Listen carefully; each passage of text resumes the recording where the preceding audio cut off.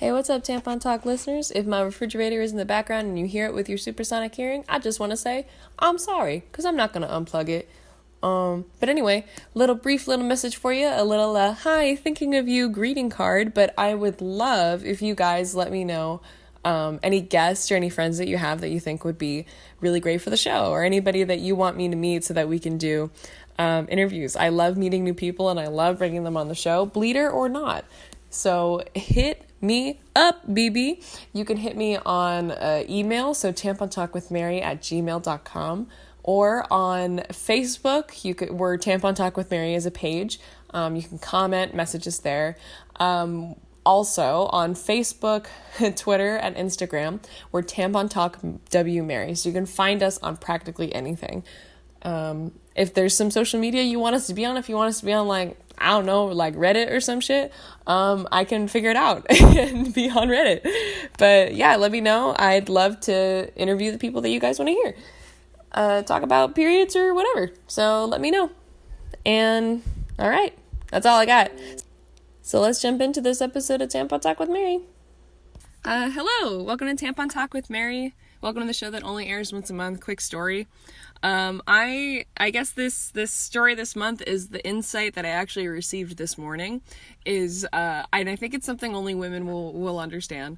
But I don't want to like label it like that, but let me explain myself. So, I think that women's gas pain and the fear of like pre-cramps before a period are too similar, and that is a scary line that women have to walk, is being afraid of gas and cramps. And like, I don't know if that's the same for everybody, but I was getting like, okay, why would I say TMI? This whole thing is TMI, but like, I was very like I had a bad gas pain this morning, and I was like, is this a cramp? I thought like my period was coming like in a few days, but it was. And I was like, wow, that was really scary. And that's like treading close to death. And that's something only women do. So anyway, I'm really excited because I have a really wonderful guest on the show today. And I'm so glad we got to finally do this episode. We've been talking about it for a while. But I have Miss Kristina from Kegg. Hello, how are you? Hello, Mary. Happy to be on this show. Yeah, I also have periods. Actually, just off my last one, so this is my last day. So. Oh, nice! Perfect timing then for us to do this. Like, yeah. So, tell us a little bit of about yourself. Just we want to get to know you. Yeah. So I'm a foreigner. I'm from Slovakia. I started a company called Kegg, Kegg. We make fertility tracking Kegel devices, which means that you exercise your pelvic floor, and while you exercise, we get electrochemical data of your vaginal fluids, so we can tell you when you ovulate, what is your fertile window, how well is the fertile window, so you can use this information to conceive, really to manage your health. Many women do it not to conceive. So that's our product, and we really deeply care about women. And yeah, and every day we talk about vaginas and health, and and our company is like based in San Francisco in California, but our team is currently in China where we have our production, and that's us. I love that part of your job is talking about vaginas. Like, what a wonderful workplace. I know, yeah. I can, yeah, it's really funny because, as you can imagine, most of my days I talk to men, so they very rarely say the word. Like we have conversation, but they almost never ever say it. I can't recall anyone who said it in front of me. So it's like, wow, the V word, just don't mention it. Like yesterday, I had a meeting with one VC, and he told me like, yeah, Kristina, like what you're doing is amazing, and this and that, and then he told me like, yeah, Kristina, the reason why I am here is because our phone, we love what you do, but everyone didn't feel comfortable coming here, and they sent me because I'm gay. I was like, what? So, like the men partners, they didn't feel comfortable talking to me, but at the same time, they knew like, vagina, big market. And I was like, okay. So, yeah. I don't even understand that, because it's like, it's not like an inappropriate context. Like that's what you're literally there to talk about. So like, Yeah, I know. It's just I was like, oh my gosh, again, like like I can't really name the fund, but it's like very well known fund. So I was like, ooh, okay, good guys.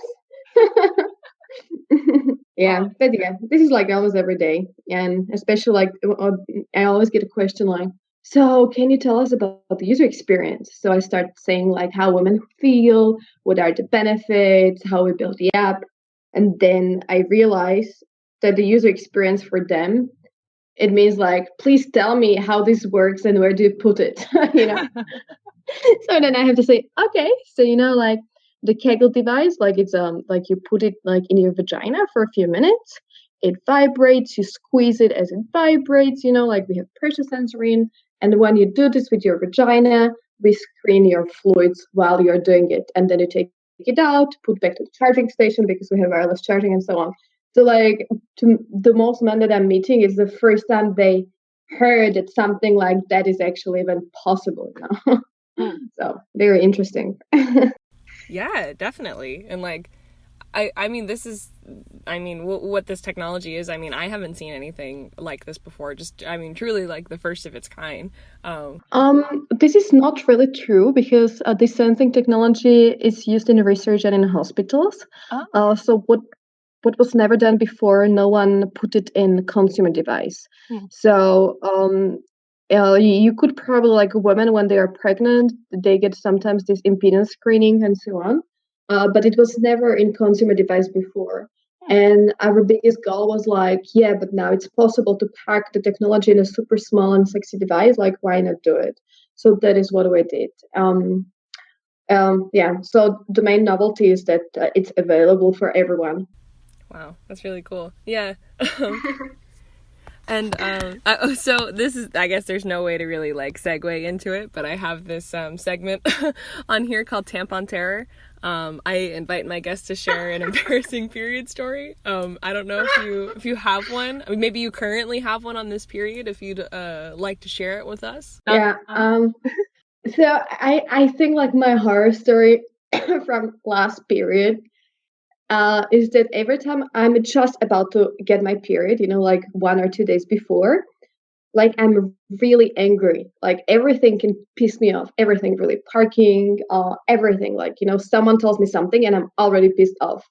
So my team, like they really can tell what is happening, like, and I know that it's happening and I can't control it. So I was like, oh. And this has like scientific basis because women just before the ovulation, they have like really high progesterone and then quick switch. And that can result in really like different moods. So it's not subjective, like many women have it, and you really can't do anything about it. But like last period, I was like so pissed, like really, I was like, I don't want to hear any more stupid question. I don't want to talk to any investors that don't know what vagina is, da da da da da. And then because I was so pissed, I was writing to like one investor. I was like, yeah, like you have to be in or out. Like I don't really care. And then he said, okay, I'm in. So like being a little bit pissed actually really helped us. So I learned that some men just like to be like told what to do. I was like, oh cool, perfect. So we had my super big piece off before period really helped us as a company. So I'm like, oh perfect. And I was like, I don't care. I will write an email. I want to go home. And then I was like, wow, good. And now my period is over and we're doing legal documents, so everything is fine. I was like, okay. And now I'm back to my normal kind mood.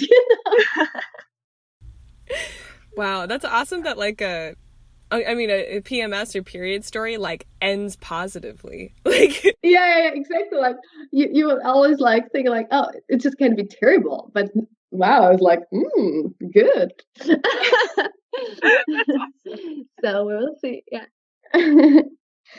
Yeah, but apart from that, like I can also like drop here a story from China. We as a company we are spending incredible amount of time in China where we are making the production. And last year I was there like almost half a year, like 5 months, I think. And in China, like what is very specific, they almost don't use tampons at all. So, everyone who travels to China, like we pack our suitcases with tampons because we know that we can't get them there, which is very interesting. Imagine like you go to China and, your husband is visiting you and you're like, yeah, bring me tampons, please. So yeah, like there are countries where, you can't get tampons, which is like so weird. Yeah. That's so interesting because it's like Yeah. I guess like I guess I take for granted like how accessible they are. At least if if you're like a poor woman or a homeless woman in America, it's like definitely not nearly as accessible. But it's like, but that's so interesting. I didn't even know that. So like, what is there any period products like accessible in China? Like, is it? So first of all, people don't talk about it. People don't talk about intimate stuff. So when I was presenting our product in China, everyone was super curious about it because it's a big market and now they're allowed second kids. So everyone wants to understand fertility tracking. But they just don't talk about this. And I think the tampons are not banned in China, so you can sell them. It's just people never talk about it. So women don't use it. Like pads have been here for hundreds of years, so women use it. And when you need like tampons, you buy them in Hong Kong. And Hong Kong has been open-minded society since inception. So tampons are being used like here, but in China, everyone's like, I don't know. I have no idea why they just don't use them because especially some parts of China, they're in subtropical climate. So using pads, I mean, like, no. Yeah, definitely not ideal. Yeah, I don't know. I really don't know. But China is, China. You never know what to expect there. And that kind of actually segues into my next question, because it relates to stigma and like what you're doing with Kegg. But do you think there is a stigma around talking about women's reproductive health, and how does that affect your industry? I know we've talked about this like a ton off air, but now it can be on the record. But what are your thoughts on that? Yes, it's very true. United States, this country is very conservative, extremely conservative. I'm from Europe, and one would think that I'm from conservative country. I'm from Slovakia, which is Central Europe, and no, not at all. Like Slovakia is far more liberal than here, and I say it, and I'm based in San Francisco, which is supposed to be like super open-minded. Wow. So no, this country is very, very, very conservative. And you can also see it based on the numbers. For example, in Europe, women search on Google for terms like how long is my luteal phase, how to calculate, how to see or how to distinguish between embryo implantation, spotting, and period, or how many days before ovulation should I have sex, how to recognize fertile window, and so on. But in the United States, when you export Google searches, you see that women search for what is ovulation, like seriously. Yeah. And so like they search for very, very, very basic terms, and ovulation calculator. Everyone in the United States is searching for ovulation calculator every day. There's 15,000 people searching for it. But like this is not how it works. Only fraction of women actually can get pregnant at the ovulation. So around 20%. For most women, it's very, very important that sperm enters the body days before ovulation, or at least sufficient hours. So like the whole concept here, women just don't have the knowledge. Whereas in Europe, like I maybe honestly, I didn't grow up here, so I can't say why it's in this country like this, but it's very different, and women just know. But one difference that I know for sure is that here women don't go to OBGYN. So they don't go every year for mandatory checkup, for ultrasound, for blood test, and so on. They only go usually when they're pregnant or when they have intimate problems. But the whole notion of preventive checkups simply doesn't exist. and most women have like ultrasound for the first time ever when they are pregnant, which is like mind blowing for me, you know. Yeah. So I think like it goes hand in hand. I don't know who actually thought this is a good idea not to have a preventive healthcare for women, but like what can I say? So I really don't understand, but I think hopefully it's changing, and there is like huge appetite for product like ours, but we have to do like a lot of education, because really, I think like 95% of women, they really believe that the best time for them to have sex is like really when the ovulation test turns positive, and like they never give a second thought that, oh, maybe for me it's actually too late at that day, like they never actually even think about it. So it's very, very, very interesting for us. Yeah, and you have such a unique perspective, because it's like, yeah, like growing up in an American society, I could tell you it's definitely like the stigma is so strong in the education system, where it's like women are searching these things, and it's just I don't know, maybe it's like the powers that be have just aren't comfortable with talking about it, because it's maybe like it's what you run in with your company, where it's like a majority of them are men that don't want to say vagina or something, and it's like a lot of those people have been in charge of education for a long time, and it's like now women are stuck trying to like Google what's wrong with them, and it's just it's just totally unfair. And it's like I think I was talking to Dr. Google. Yeah, Dr. Google. I was talking to this this girl that's about to graduate high school this year, who's like passionate about sex ed. So I think I agree with you that it's definitely changing, and it's like the generation you under both of us that like is, I think we demand authenticity now in a society where everything is accessible. So it's like, hopefully that means better sex education in the US. Like if we're crying progression, we should actually mean it. I don't know. I hope so. Yeah, I mean, like, I just don't know. Like, to me, like every day here is kind of surprise. I'm like, why? Like last week I had a lunch with a lady. She has a startup, and they provide you your sex coach, because many women, they can't reach orgasm, and they also don't understand the anatomy. So from privacy of your home, you can like chat with a sex person, like expert, to help you. And she was trying to run ads on Instagram, and of course, like she was running ads like problems having orgasm, we are here to help understand your anatomy, G-spot, and so on. And all the ads got banned, except the one targeted to men talking about premature education. I was like, wow, even like Facebook ads approval is sexist. Like, what? Yeah, like, so like women not having orgasm is not a health problem. And like Facebook or Instagram apparently thinks like it's sex ed, but like when guy have intimate problem, yeah, that's approved. So like, oh wow, very interesting. Yeah. So he was kind of like, oh, I'm kind of traumatized. Like, I don't know. I was like, I'm sorry. Yeah. So I think it's like everywhere. I think there's way more ads for Viagra than like anything related to women. PMS stuff, pads, tampons, any sex related anything. Just not enough advertising than Viagra, which is just so idiotically stupid. It's just like I don't know. Like I sometimes like I just don't care anymore. I will just whatever. I have to live with this as it is.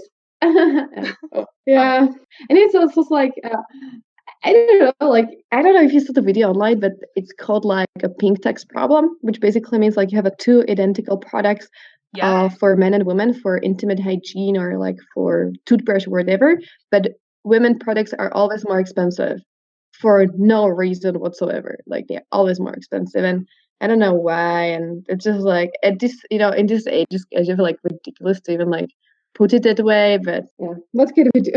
So we were just talking about your company, and And we talked a little bit about like how you started it and then how the stigma is kind of affecting it. But tell us a little bit more about it. Like, what's your origin story of making Kegg, and just give us like a little more information about it and how it's changing the market. So when you're a woman and apparently like you have periods done. But everything that happens in between the periods, like most of the women have no knowledge whatsoever. And to get like a very simple information about, hey, can I become pregnant today or not, is virtually almost impossible for a woman to find out. And we have, like there you can kind of get it right. There are temperature-based methods that women take temperature to understand when they already ovulated, like early morning temperature. Or you have this ovulation test that you pee on, which tells you when luteinizing hormone is in your urine, which should mean that you should ovulate, but you never know. So like all the solutions for women are very, very Asian, like there is nothing, even though it exists, like there is nothing better for us. Like if you want to figure out like, hey, today, what is exact day of my cycle, what exactly my body does, there is basically no way for you to know, only if you go to a doctor. That's it. Um, and this is quite like super crazy, like when you just think about it, like why? And many women, to get more information about their bodies, they are tracking cervical mucus. So, like they're trying to understand, hey, how is my fertility? Can I get pregnant now? What is the quality of my fertility now? And they do it like with fingers, and they wipe themselves and they stretch the fluid and so on. And I was like, wow, this is, to me, like, I know it's very natural, but it's just ridiculous because, like, how deeply scientific is this? Like, how? Like, and also, sorry, but like, why we can't get something better? And that's how we started a company, because we knew like the technology is here and it's just not accessible. Then the question was like, how to make it user friendly, and we decided to put it in a Kegel device because it's very beneficial for a woman to do Kegels. And that was the story. Just really give us technology finally. Because really, like when you think about it, like you can pee on a stick, like cool, thank you. What does it tell me? It tells me that I might be ovulating, maybe. Cool, very very cool. And it doesn't even give me like the best chances of conception, like nothing. Or you can buy like the more advanced, I can't say the brand, but like advanced monitor that also monitor estrogen, but it's also like it's quite like very superficial level of information. So that's why. Yeah, and I think it's not only like cute technology, but like the accessibility I think is really important too. We are running a beta program right now, where we have women who have been using Kegg, and we are officially only shipping like starting next year when everyone else will be able to get Kegg. So it will be like really soon, and we are really excited for that. Like you're shipping for the first time your baby is like, oh, cool. So yeah, so in case like women want to buy it now, they have to wait like, I think when the podcast is out, still like 1 or 2 months, and then they can. Yeah, that's so exciting too. Yeah, that we also get to know about it before it launches. Super exclusive. Yeah, because like I said, like I love what your company is doing, and then especially like just having more women working in technology for women. Like it just, I think it helps women feel like they're being listened to for the first time in maybe a while. And that's like a really cool thing for women in America to have, as you probably well know. Yeah, I think so. I mean, the whole technology is kind of like getting like a revival. You can see like, we have new breast pumps, and, like women are asking for better tampons, organic tampons, and like old, like it used to be like Kegel devices used to be only like stones, for example, or some eggs, and everything is just getting better for women. We are getting organic tampons now. You can buy organic condoms. Like all this kind of intimate stuff is like slowly getting better and better, which I think is super cool. It's 5 years ago, like we still had like old breast pumps, and like old Kegel devices, and no one ever thought that, women probably might also want to use some organic thing. And now in the last 5 years, like the whole intimate and femtech industry is kind of booming, and women are with products they really want to use. And it didn't happen before. And I think like it's really nice and good change. Even though I know from firsthand that we are having a and investors don't believe in products for us still, unfortunately. Mm-hmm. But many women are doing it like right, and they are showing like the success stories are real, like for example organic tampons. And I really hope that we can prove them wrong and build like super successful companies and very good products. And in the end, like women have 70% of all spending in the United States. They are like these purchases are made by women. So like we're very powerful, even though we don't look like it. But like we are those that decide where the money is spent in this country, like especially any country. So I think like markets for women are big and they are to be disrupted, and also we deserve better products. So, kind of on that thread, do you have any like take-home message for listeners about wanting products for them, or how your product works for them, or any kind of thing like that?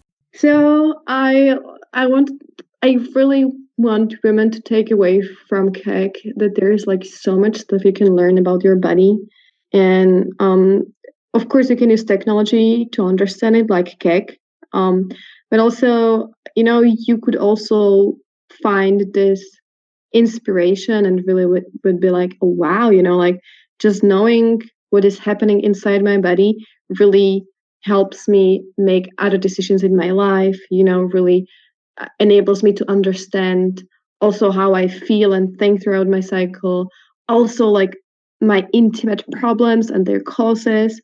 And you can also actively do something about it. So if you realize that your body's like really suffering from long flights or like coffee, you really can make an action and really do a positive impact on your body because you had the information of how these changes impact your cycle, for example. So I really hope that women will kind of like get more in done with their own bodies and use it for their own power and love themselves, and because they're fascinating, and there is a lot to learn for everyone. Oh, I love that. That's so great. And then social media. So where can we follow you guys until we can start buying Kegg? If you have that available. So we have we're personal Instagram. You can find us like Kegg Tech, KEGG _TECH, like Kegg Tech, and also the same for Facebook. And we also communicate with our users or women like very frequently on email or in the groups. So any question or anything, just send me an email or write us on Instagram, and we will very quick to respond. Yeah, Mary, thank you very much for running this podcast. It's absolutely amazing and it's terrific. And we should be talking about stuff that we want to talk and not really feel blocked saying it out loud. So thank you very much for running this podcast, and happy periods to everyone. Oh, thank you. And yes, you listeners, happy periods to all, and all good night. Merry Christmas, because it'll be Christmas by the time this comes out. Merry Christmas. Yeah, I hope you get all the period products and fertility products you want for Christmas. I hope that this new year brings excellent periods to you and your ones that you love. Follow our media after you're done following the Kegg media. So follow us on Instagram and Twitter. We're Tampon Talk W Mary. We're also on Facebook, Tampon Talk with Mary. And then you can also email us. And then if you got questions about Kegg, I'll just send them over to Kristina. So just tampontalkwithmary@gmail.com. Send them that way. If you're a bleeder, keep on bleeding. If you're not a bleeder because you're trying to have a child, then get Kegg. And yeah, we'll see you next time on Tampon Talk with Mary. And yeah, I hope your period and New Year as well. All right, bye.